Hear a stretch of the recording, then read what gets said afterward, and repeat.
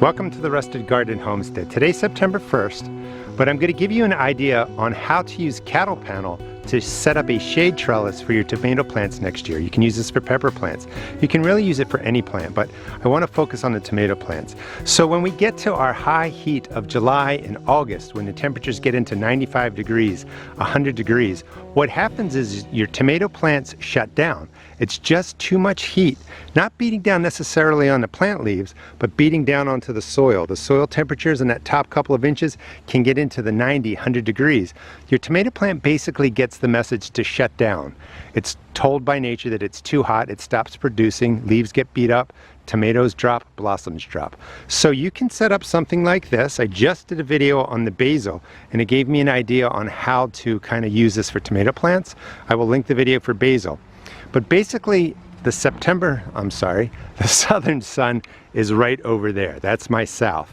And the beans are growing up this trellis, shading this space down here and these basil plants from the sun when it gets to that 12 o'clock to 3 o'clock high sun, most intense sun and heat. And the soil here stays cool because of this shade trellis. Now this is the idea that I want to bring to the tomato plants. We'll walk down to where I have some of them. You can set up a cattle panel trellis just like that. That's one piece right through there. Those are just U-posts, 1, 2, 3 on that side, 1, 2, 3 on that side, and I just sandwich it in between. They're not even really tied to it, but the cattle panel wants to coil outward so it stays in place. I'm going to show you how I set it up for the tomatoes right over there as we get down there. I also set it up this way. I just get some rebar and I put it into the ground, 1, 2, 3, 4, drop the cattle panel in and it wants to spring outward and it stays in place. So this is the design that I'm talking about. If you're in a place where in June, July, August, the sun just beats down on the soil and your plants, it can slow production of cucumbers, tomatoes, peppers. You would want your garden to be set up, hopefully you have your garden facing the southern sun, which would be this way, and then your cattle panel trellis would go this way. And the reason you're doing that is because you're going to be blocking the soil from the most intense sun of the day. However you set it up is really up to you. Mine is set up more that this garden faces west, and that's what I prefer. So in the morning sun gets in there, tracks around behind me, comes in through here, and then it gets into the south and starts moving west. The beans cool the soil because it's a shade trellis. The beans act as shade cloth. You know, the bonus of growing beans or other plants up there is you get to harvest them, and they also create the shade for your other plants down here. Now, if you're in the south like Texas, you may want your cattle panel trellis, your rainbow, to go right into the southern sun. Here on the east coast of Maryland, I don't mind it pointing more west, so that's really going to be up to you.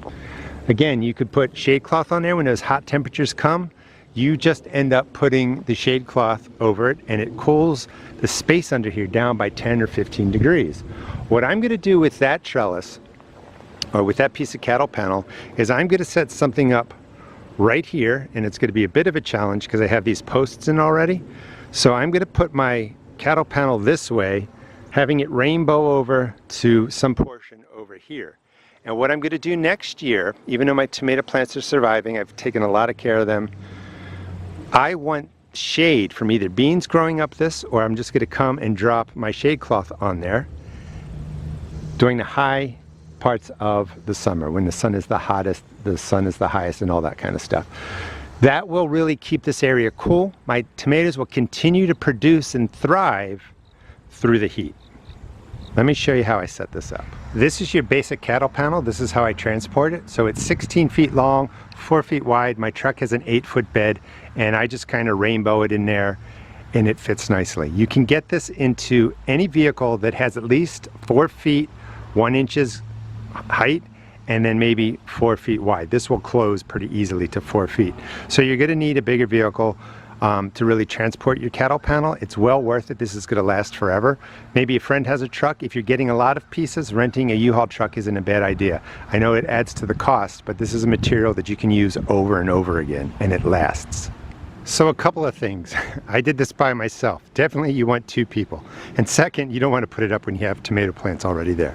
Anyway, it worked out for the example, and I wanted to show it to you now so you could think about maybe building this towards the end of fall or something like that and have it ready for next year. So I'm going to take these stakes out, so this is just temporary, but you would put in 3 stakes, 3 pieces of rebar, whatever you want to really secure it. And again, it's going to spring back this way. And it's going to look something like that. This bed is 8 feet long. The longer the bed, the lower the arch. So right in here is a 4-foot space, and it creates an arch of 8 feet. So it depends on what you want to grow under there.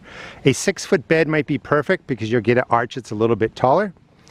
So this is all you really have to do. Now again, I'm in Maryland. My southern sun is over there, but the bed was set up that it faces more west. That works for me because my summers don't get as hot as Texas and the areas around there. So there's going to be plenty of shade coming in with this facing more west. So that's just up to you on how you want to design it. So right now you can see the light is coming down and it's hitting the soil. So this is not just about shading the leaves, but it's about really keeping the ground cooler. So let me put the shade cloth on and show you what it does, to the ground. You pretty much get the idea. The ambient temperature, the temperature around the leaves, is going to stay 10 to 15 degrees cooler. The soil temperature will even be cooler. The shade will keep more moisture in the soil. Your tomatoes aren't going to drop their blossoms. They're not going to drop tomatoes. They're going to continue to produce. And a good way to keep the shade cloth on the cattle panel is to use clothespins. If you don't want to use shade cloth, which you can take down and put up as you need, you could do something like this that I did over there, where I grew green beans up the side, and that also cast shade down onto the garden. Either way, using some sort of trellising shade on your tomato plants will keep them producing through the hottest times of your summers. Thanks for watching. Please check out my seed shop at therustedgarden.com, and please subscribe. I'll show you how these tomatoes do into the fall, and I'll show you how to grow an entire vegetable garden. Thanks for watching.